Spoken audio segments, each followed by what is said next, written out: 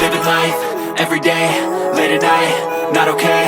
All I want, and I pray, all I need are some better days. Fuck me, I'm looking in the mirror, so foggy, but I've never seen clearer. I don't really think anyone can save me, and honestly I'm not really sure I want saving. I like to be my own worst enemy. There's no risk if you don't try at anything, so I'ma just keep buying everything. See you in the next life.